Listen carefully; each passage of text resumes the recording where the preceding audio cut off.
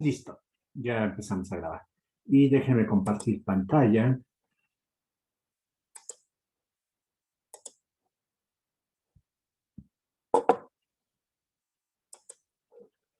Listo, ya están las láminas en pantalla, ¿no? Entonces, hago una breve recapitulación de lo que habíamos visto la clase pasada. Permítanme un momento, creo que hay alguien más que quiere entrar. No, ya está. Bien, ¿se acuerdan que hemos visto que una red genética de este estilo que nos señalaba conexiones de cómo interactuaban los genes, pero que estas conexiones no eran suficientemente explícitas, se podía refinar en una tabla de este estilo que nos decía, mira, eh, estos genes se influyen entre sí de esta manera. El gen 1 en el estado actual va a determinar si sigue activo o no en el siguiente estado cuando se cumple esa. El gen 2, el gen 1 y el gen 3 están activos en este momento.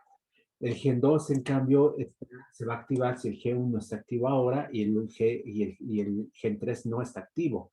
Y el G3 finalmente se va a activar si el G1 no está activo, el G2 no está activo y el G3 está activo en este momento. El hecho de que tengamos tres genes que pueden estar prendidos o apagados, lo podemos representar por una tabla de verdad con 1 indicando que está activo y 0 que está inactivo, o en la hipótesis más tradicional, 1 verdadero, 0 falso. Y entonces esto nos daba tres posibles estados, que eran, perdón, tres posibilidades para cada uno de los genes, y esto, por supuesto, nos da una tabla de verdad de 8 renglones posibles. Y aquí calculábamos de este lado los valores de verdad que obteníamos en cada uno de los casos, ¿no? Suponiendo que cada uno de los genes está activo o desactivo de acuerdo con lo que marca la tabla de verdad. Estas funciones booleanas nos dan un resultado aquí. Aquí lo que podemos determinar, dado que estas combinaciones, estos renglones los podemos ver como estados, podemos pensar que están en un renglón dado, digamos el estado 1. Como tenemos este resultado acá, 1, 0, 1, eso corresponde al estado 3, y entonces decimos que del estado 1 vamos al estado 3. A partir de esto, habíamos construido un marco de Kripke de este estilo, que nos dice cómo se conectan los estados. Entonces, quedamos que S1 va a dar S3, y va a todos los demás son el resto de la tabla, por supuesto. Vean que aquí S8 va a S7 y después S3. S2 se queda en S2 y S3 siempre se queda en S3, lo cual quiere decir que podemos pasar de un estado a otro en trayectorias muy pequeñas y después vamos a terminar en S3 o en S2 y ahí no vamos a salir. Estos puntos, les decía que suelen llamarse atractores, son importantes porque la existencia de atractores nos permite simplificar considerablemente el análisis de redes como estas. Las redes en las que se analizan estados de un procesador, por ejemplo, de una memoria, que es el tipo de cosas que hace la gente que verifica hardware y que es donde surgieron además para estas aplicaciones, para donde surgió este uso de la lógica temporal, eh, explotan estos atractores para poder simplificar el análisis de la evolución del hardware. Entonces, de una perspectiva matemática, pues los objetos son los mismos. De una perspectiva práctica, pues uno pensaría qué cosa tan más distinta al hardware que una red genética, ¿no? Una entidad electrónica con leyes físicas muy precisas y por otro lado un ser vivo, ¿no? Resulta que operan bajo los mismos principios. Esa es una cosa muy interesante, muy significativa además sobre el tipo de universo que tenemos.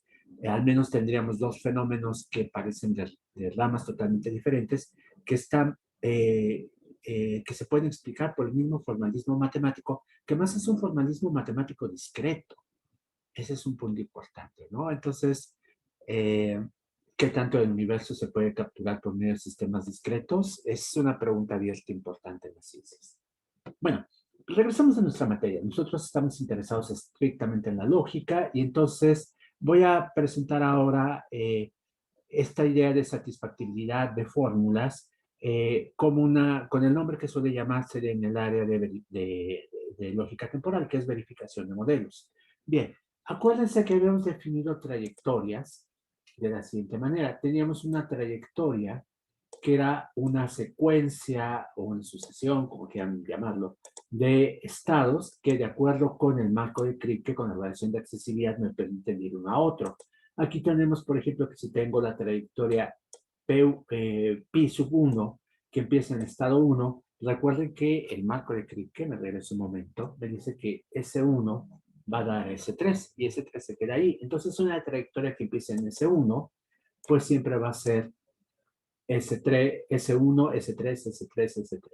Y tengo aquí esa trayectoria pi sub 8 que va a empezar en el estado 8 y que por lo tanto, de acuerdo con el esquema que tenemos acá, pues empieza aquí, después va después va S3 y ahí se va a quedar. Entonces una trayectoria va a verse de este estilo, ¿no? Y lo que entonces quiero saber es si puedo, si estas trayectorias satisfacen algunas afirmaciones de mi cálculo perdón, de mis fórmulas de lógica temporal. Por ejemplo, me pregunto, ¿P1 satisface G2? Y la respuesta es sí.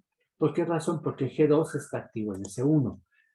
Déjenme cambiar de estilo de presentación y tal vez sería bueno que viera dos copias de la lámina. Entonces, un momento, por favor.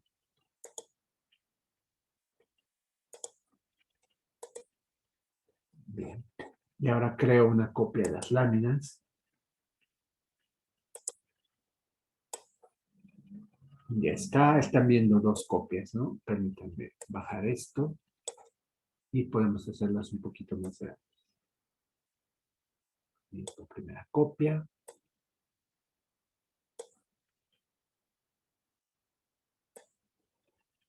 Y aquí está la segunda copia. Bien. Entonces, recuerden cómo decíamos que las trayectorias satisfacían o no los modelos. Eso es lo que teníamos acá.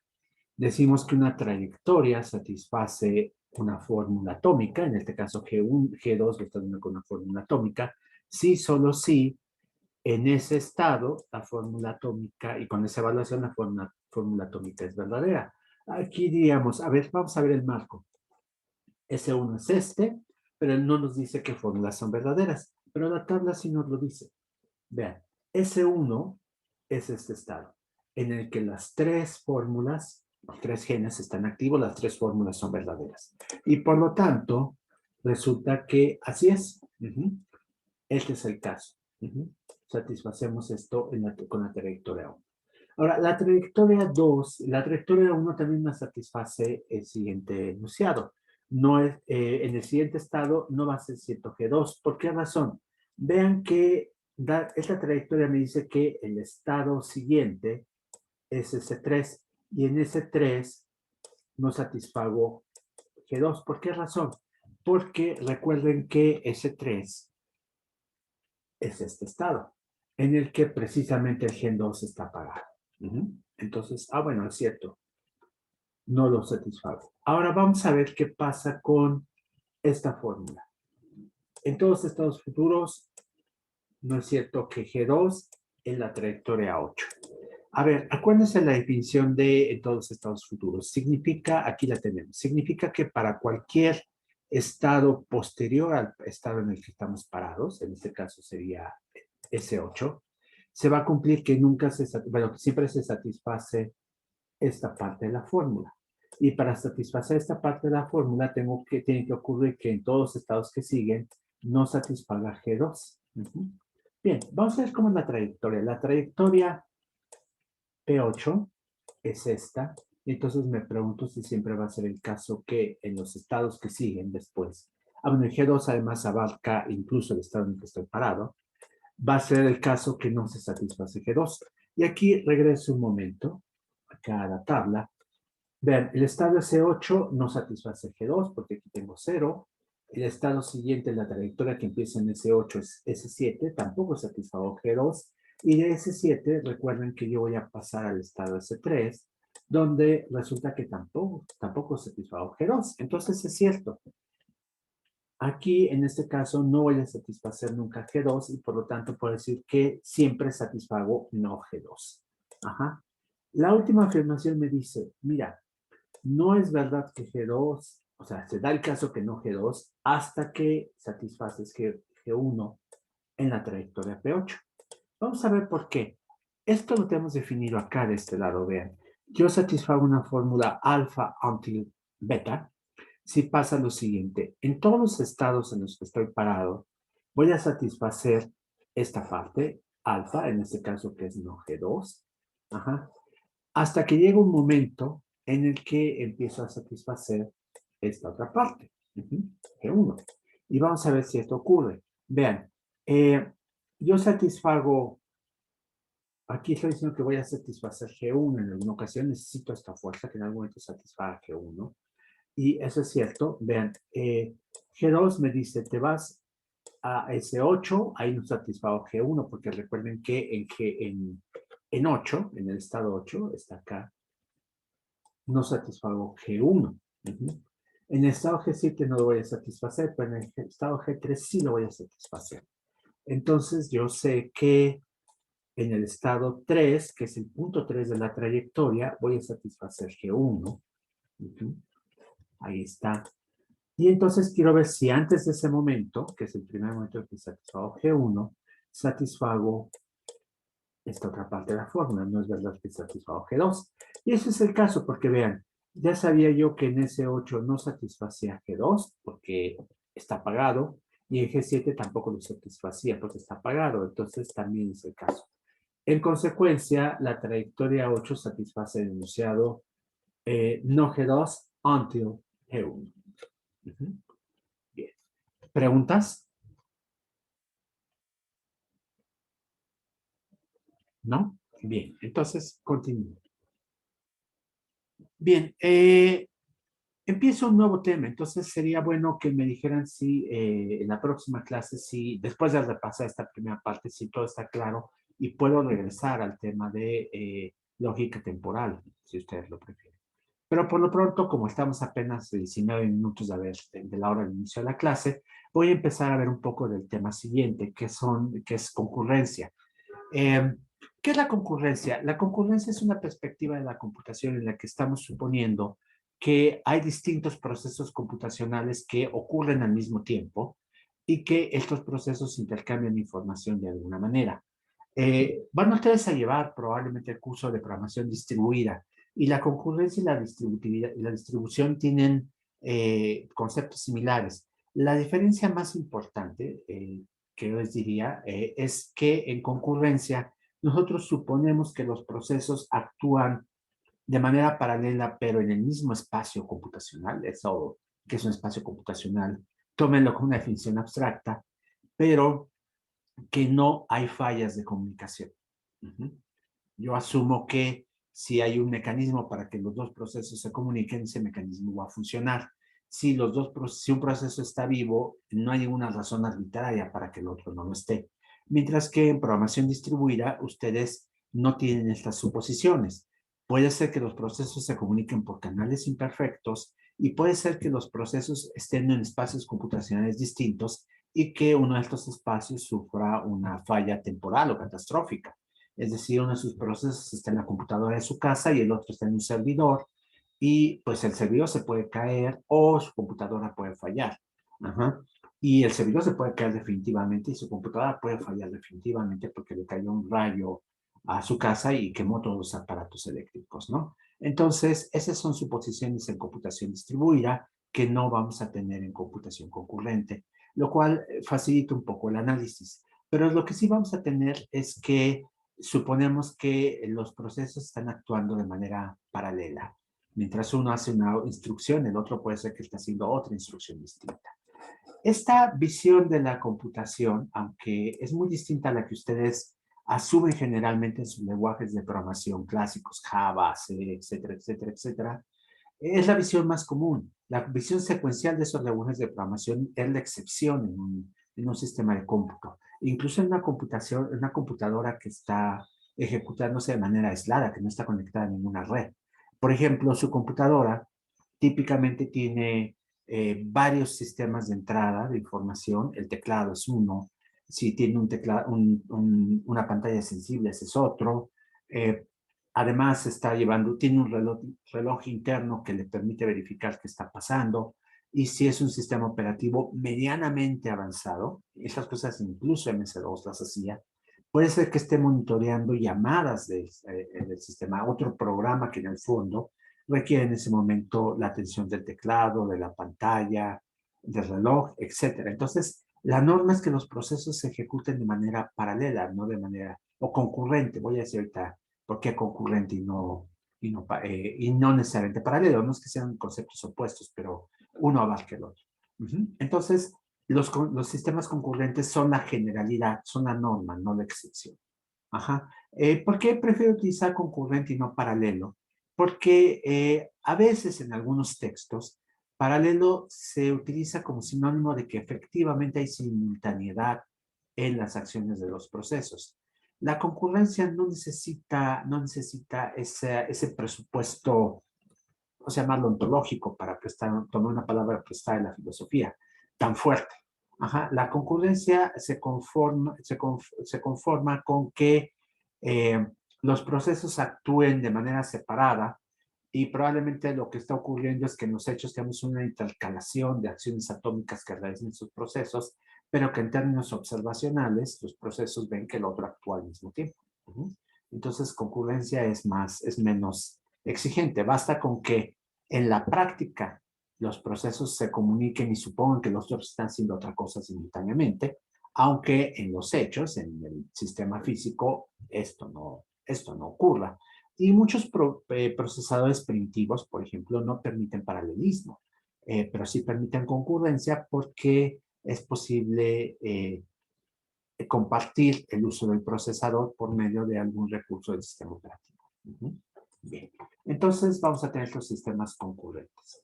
Ahora, ¿cómo interactúan los sistemas concurrentes? Si los sistemas concurrentes no interactúan, entonces en realidad pues no son concurrentes en un sentido significativo, ¿no?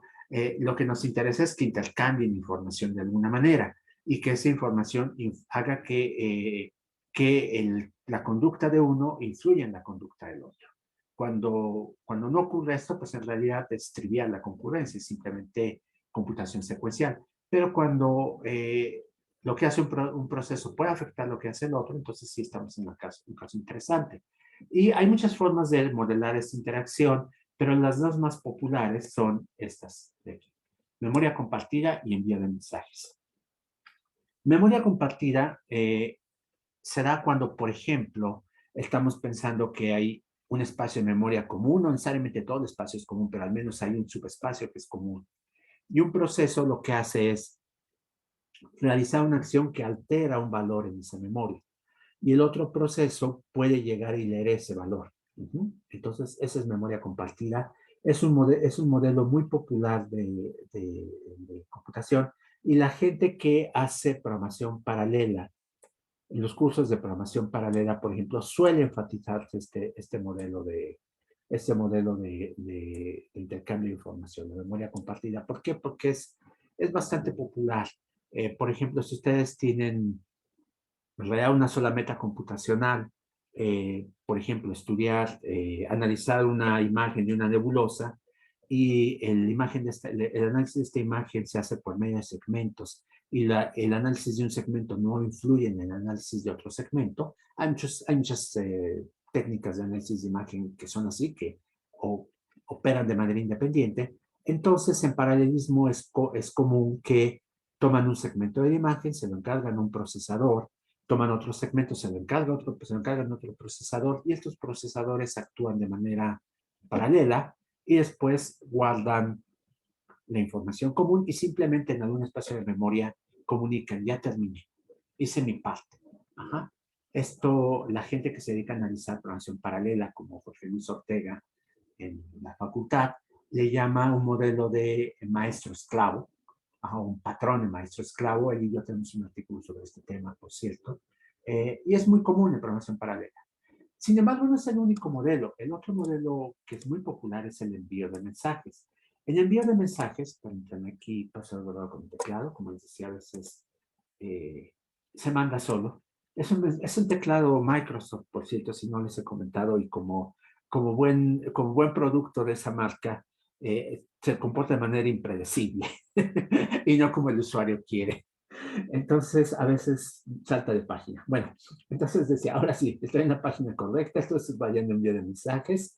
Y les decía que este es un modelo muy común porque en ocasiones los procesos se comportan así. Hay procesadores, por ejemplo, en los que los mensajes se envían por medio de buses, es el término que utilizan algunos, son una especie de canal. Puede haber otro tipo de canales, por supuesto, y se mandan mensajes. Y estos mensajes permiten que los procesos, pues ellos estén ocupados en lo que tienen que hacer y solo cuando necesitan enviar o recibir información recurren a estos canales y se mandan mensajes.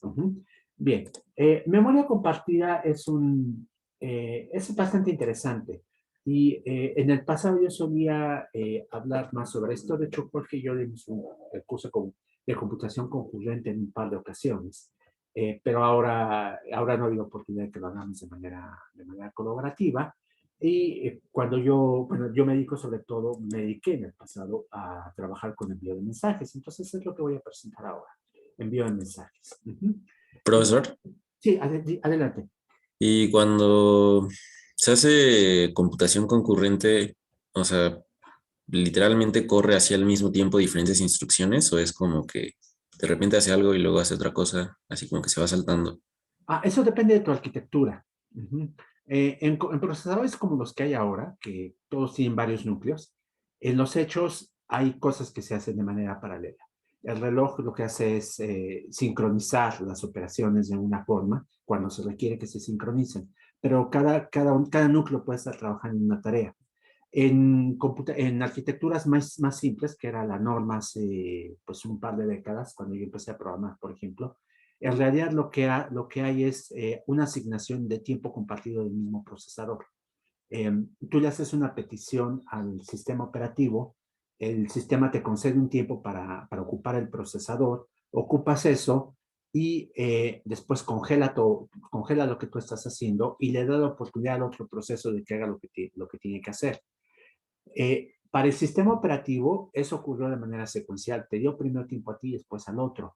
Para los usuarios, es paralelo. ¿Por qué? Porque mientras el proceso que operó primero está congelado, mientras opera el segundo, entonces no ve que transcurre el tiempo. Entonces es simultáneo.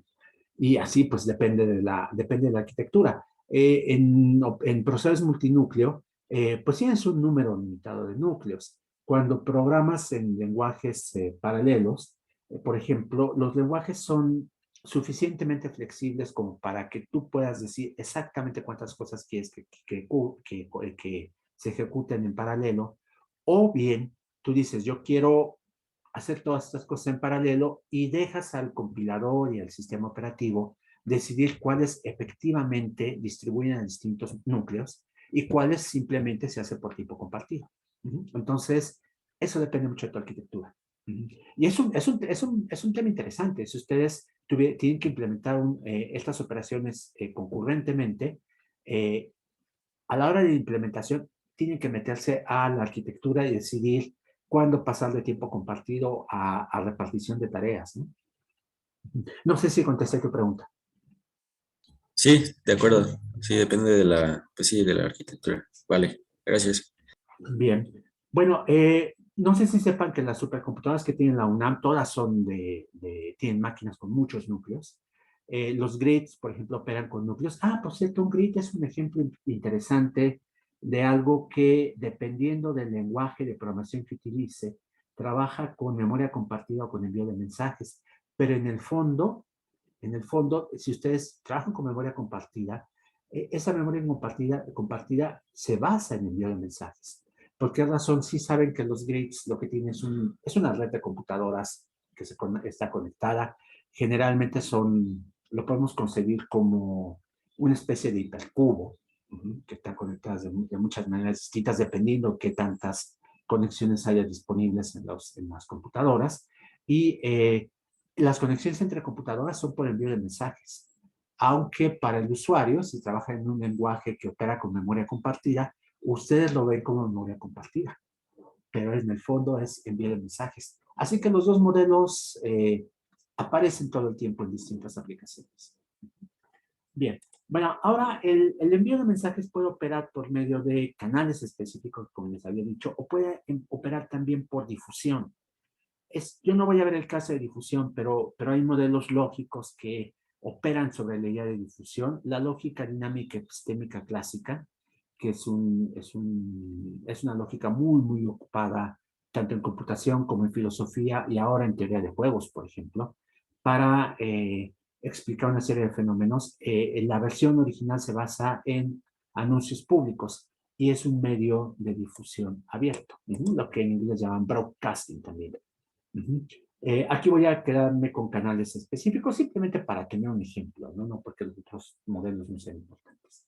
Bien, entonces, concretamente voy a utilizar un sistema muy sencillo, ya algo viejo, pero que por su sencillez ilustra muy bien algunos de estos conceptos, que es obra de Robin Milner y se llama Communicating Concurrent Systems. Ajá, aquí está. O CCS, como suele abreviarse. Milner es un computólogo británico que diseñó este sistema, diseñó muchas otras cosas. Está tras el lenguaje de programación ML, que es un lenguaje de programación que tiene componentes funcionales puros y componentes imperativos y otras cosas más que le valieron el premio Turing, ¿no? Entonces, pues las teorías que él desarrolló se siguen utilizando, ¿no? CSS en particular es bastante sencillo porque lo que les decía es que quiere reducir al mínimo los elementos de concurrencia y cómo comunicarla. Entonces, vamos a tener aquí en CSS un conjunto de valores. ¿Cuáles son estos valores? No importa mucho. Podríamos asumir que son números enteros, por ejemplo. Pero para lo que vamos a estudiar aquí es irrelevante cuáles sean esos valores concretos. Y los valores se envían por medio de canales. Entonces es envío de mensajes y es envío de mensajes por medio de canales. Cuando se envían mensajes por medio de canales, suponemos que alguien le dice algo a una persona específica. En difusión es, pues, se publica el mensaje y todo el mundo lo puede ver. Entonces aquí es comunicación de uno a otro. Ajá. Y a los canales vamos a ponerles nombres de letras griegas, alfa, beta, gamma, etc. Va a haber operadores que nos permitan hacer que estos procesos interactúen de manera secuencial, por lo cual ya existía en la computación anterior, o paralela. Aquí paralela es concurrente, por supuesto, ¿no? No asumimos si hay paralelismo real o no. Vamos a tener además una operación de elección. Esta elección es una elección no determinista. El no determinismo es un término que les puede parecer misterioso, que seguramente ya se encontró en otros cursos, y si les parece misterioso es porque es misterioso. Esa es la verdad. Aunque algunos de sus profesores les digan, no es cierto, el no determinismo no es misterioso. El no determinismo es misterioso. Significa que es una elección arbitraria. Arbitraria en el sentido que ustedes como observadores de la elección no saben por qué ocurrió y deben estar preparados para que se produzca cualquiera del número finito de casos posibles. Ajá, esa es la cuestión. Entonces no saben por qué ocurre, pero prepárense para todos. ¿Por qué digo que hay algo de misterio en esto? Porque esta visión de cómo ocurren los fenómenos lleva a problemas teóricos que no están resueltos y que están en la raíz de problemas abiertos en complejidad computacional, por ejemplo. Entonces, mientras esos problemas no estén resueltos, el no determinismo tiene una dosis de misterio. Bien, entonces, esta elección es alguien, la mente de Buda, Papá Pitufo, cualquier ser místico que ustedes quieran tomar, decide y dice, este es el bueno. Bueno, y vamos a tener además una operación para reetiquetar canales. ¿Por qué razón? Porque a veces nosotros definimos un proceso de una manera, esa definición nos es útil, la queremos reciclar, y reetiquetar canales es útil para reciclar. Y también restringir el acceso para hacer que un canal solo sirva para que dos procesos particulares se comuniquen entre sí y los demás no puedan tener acceso a estos canales. Bien, entonces, esto que acabo de presentar antes en términos muy generales, lo voy a definir por medio de una sintaxis. Es probable que me detenga en la sintaxis en esta clase y que veamos la semántica hasta la próxima. La sintaxis es muy simple. Son estas dos líneas. Esta y esta de acá, presentada en notación Backus-Naur. Recuerden que la notación Backus-Naur, para los que están conmigo en autómatas en lenguajes formales, es una versión glorificada de las gramáticas independientes del contexto. Ajá, una línea en notación Backus-Naur es equivalente a una gramática o a una serie de gramáticas independientes del contexto. Para los que están solo en este curso, Acuérdense que una definición de este estilo siempre se puede convertir, bueno, casi siempre se puede convertir, si tomamos las árboles adecuadas, en una definición inductiva y libre de un conjunto. Entonces, aquí lo que estoy definiendo es el conjunto de acciones básicas de comunicación. Vean, y ese conjunto, pues lo voy a denotar con la letra lambda. Lambda denota una acción básica de comunicación y pueden ser de tres tipos. Voy a empezar con estos. Esta es la acción de envíe el valor m por el canal alfa. Y esta de acá es la acción de recibe el valor de m por el canal alfa. Vean, este símbolo de admiración significa envía, interrogación significa recibe. Es algo así como me pregunto cuál es el valor en alfa, ¿no? Y pues es. Y tau es la acción silenciosa. Ahorita vamos a ver en qué casos aparece. Pero es una acción en la que los observadores externos no saben qué pasó, simplemente saben que ocurrió algo, pero no saben qué. Ajá. O también se conoce como acción nula, porque para los observadores externos no se sabe qué ocurre. Bien, ahora, a partir de estas acciones básicas de comunicación, acá abajo voy a definir qué es un proceso de CSS. Y el proceso de CSS, que voy a editar P, puede ser uno de estos casos que tenemos acá. Bien. El primer caso es el proceso primitivo nil, que es el proceso que no hace nada. Ahí está, es una forma de decir, aquí hay algo, es un comodín, no está haciendo nada, no va a comunicarse con nadie, es como una especie de, esta computación ya terminó. Este proceso computacional ya terminó. Después tenemos el proceso simple secuencial en el que pasa lo siguiente. Se ejecuta una acción de comunicación primitiva, de estas que podemos sacar de comunicación básica, y después de ejecutar ese proceso de comunicación básica, pues ejecutamos otro proceso de CSS. Puede ser cualquiera de los que siguen. Entonces, este es, envía un mensaje, recibe un mensaje, hace una acción invisible y después hay más tareas por hacer. Este de acá lo que hace es decirme, mira, tienes una colección de procesos y indexada por I minúscula. Bien, elige uno de esos procesos. ¿Con base en qué criterio? Pues tú que tienes comunicación directa con la mente de Buda, pregúntale y él te dice cuál. Es totalmente arbitrario. Bien, la otra posibilidad está aquí. Es tener dos procesos compuestos de manera paralela. P y P' están actuando de manera paralela. Pues ese es el núcleo de tener concurrencia, por supuesto, esta posibilidad de acción simultánea. Bien, tengo acá lo siguiente, la definición de, hay un proceso y tengo un conjunto de canales, que va a ser esta L, que están restringidos a otros procesos. No se pueden comunicar con estos canales, solo lo que está aquí. Después tengo esta otra definición, que es la etiquetación de canales, que tengo un proceso, pero a los canales que aparecen ahí les voy a cambiar de nombre, utilizando una función inyectiva, para asegurarme que beta ahora se va a llamar kappa, por ejemplo, pero si tengo otro proceso lambda, ese proceso no se puede llamar kappa también. Y finalmente tengo esta P que va a ser para la definición de procesos recursivos. Bien, entonces esta es la definición de la sintaxis de mi lenguaje.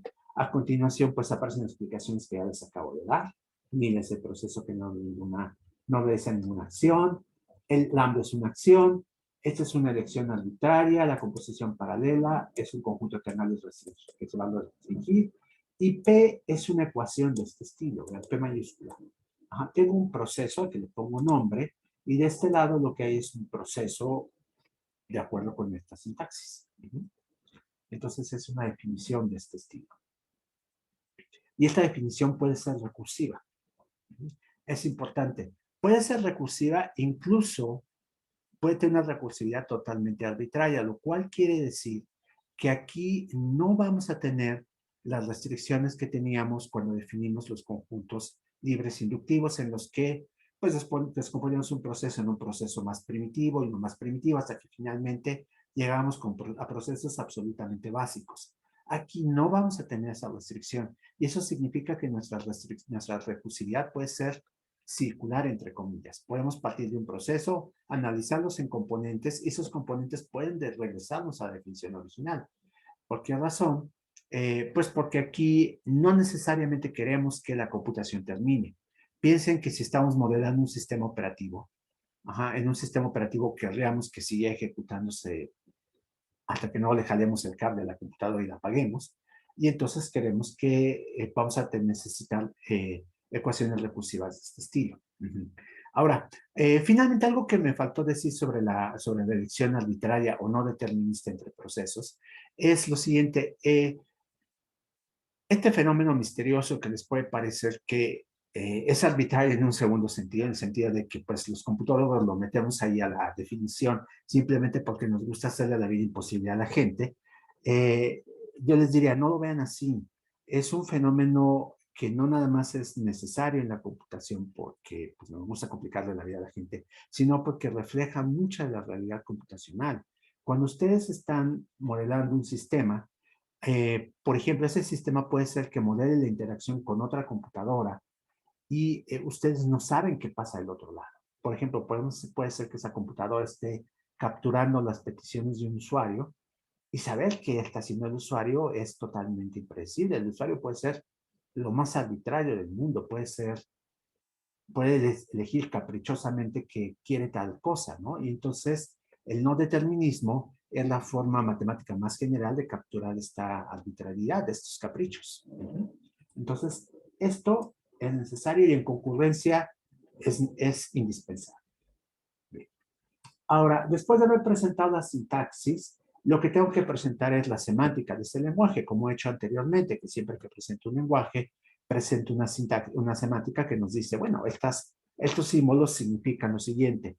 La definición es un poco complicada, como pueden darse cuenta. Aquí tengo pues varias láminas dedicadas a esto. Y ya que termino esas láminas, pues puedo ponerles un ejemplo. Entonces, voy a poner el ejemplo y después lo veo de manera rigurosa a la luz de la semántica que presenté. Pero un ejemplo para que vean de qué cosas estoy hablando. Bien, el ejemplo es muy sencillo, es un buffer. Un buffer es una estructura que ustedes seguramente ya han encontrado en algún curso previo, y si no la han encontrado, la van a encontrar. Se trata de un dispositivo de almacenamiento con capacidad finita. Y un buffer está pensado como un espacio en el que se guarda esta información y que hay procesos que guardan información. Estos procesos son productores y procesos que retiran información y que son consumidores. El leer información en un buffer es un proceso destructivo, es decir, alguien llega y la toma, es como un almacén. Entonces, si alguien llega y pone la mercancía, otro llega y se lo lleva. Entonces, este proceso requiere que pues, constantemente se esté produciendo información para que se pueda consumir constantemente. Bien, entonces aquí cuando digo que la lectura destruye la información guardada, quiero decir que la consume. Y es importante que la información se consume y se guarde de acuerdo con los permisos que tienen los procesos. Los procesos que pueden producir pueden guardar información, los procesos que pueden consumirla. Un proceso puede tener permiso de ambas cosas, pero no se vale que alguien que no tenga permiso de producir guarde información y alguien que no tenga permiso de consumir no la consuma. Entonces, aquí hay un proceso muy simple con capacidad de almacenamiento 1 que se comporta como un buffer. Vean, lo que hace es lo siguiente. Aquí, este buffer va a pedir información en alfa y después va a transmitir esta información en beta. Y después descansa. Termina. Simultáneamente tenemos un proceso que consume la información en beta, la envía por alfa y regresa al estado inicial. Vean, aquí está B, es esta misma B que acá. Entonces significa que cuando echamos a andar esto, esta parte va a estar, el que recibe la información va a detenerse mientras esperamos que esa información se consuma porque está saliendo por ese canal gamma, ¿se dan cuenta? Y hasta cuando llegue ese momento, reiniciamos todo. Por eso aquí tenemos la B. Ahora, restringo beta para que solo los procesos que tienen acceso a alfa puedan guardar información, solo los procesos que tienen acceso a gamma puedan consumirla, pero ningún otro proceso puede acceder a beta, porque beta es donde estoy guardando la información realmente. En este paso de leer la información de un lado, perdón, de enviar la información de un lado y consumirla del otro, la información se queda guardada en ese canal. Ajá. Entonces, por eso opera como un buffer. Cuando defina la semántica formal, vamos a ver cómo se comporta eso en términos matemáticos precisos, pero la intuición es esa. Productores guardan información vía beta, pero vía alfa, la información se queda guardada en beta y como es un solo canal, es un buffer de capacidad 1, y cuando llega un consumidor, la consume vía gamma. Y todo vuelve a empezar. Bien. Entonces, me detengo por ahora. ¿Preguntas?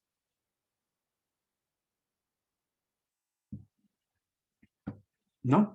Muy ¿Por bien. qué se puso el nil? El nil. Porque esta parte tiene que terminar. Ajá. Fíjate que la definición de mi semántica es así. A ver, me equivoqué de dirección. Aquí está. Mi semántica, no, estaba en la dirección correcta, es mi teclado el que se manda solo. No es cierto, es que tenía la semántica antes. Mira, aquí está. Ver, la semántica te dice que tiene que ser uno de estos casos. Ajá, entonces aquí tengo una acción y aquí yo o bien termino en nil o bien voy a tener que llamar a otro proceso de manera recursiva. Pero a mí me interesa que en este caso la llamada recursiva se haga hasta el final, una vez que se consiguió la información guardada. Entonces, por eso es que no puedo poner aquí la B. Y lo que hago es decir, bueno, mira, tú recibe información y envíala a donde va a estar almacenada y esta parte, este lado del proceso, termina esa tarea. Ajá. Y muere.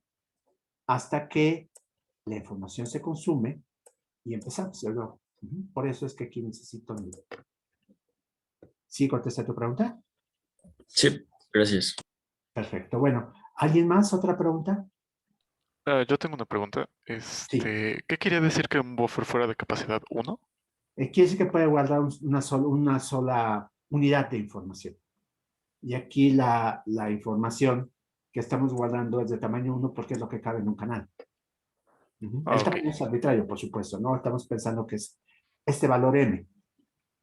Y es una unidad de lo que sea. Si m es un entero, guarda un entero. vale, de acuerdo, gracias. ¿Alguna otra pregunta? ¿No? Bueno, yo les invitaría a que repasaran lo que acabamos de ver. Cubrí un buen número de láminas y si hay dudas, el lunes las plantean. Bien, por lo pronto dejo de compartir.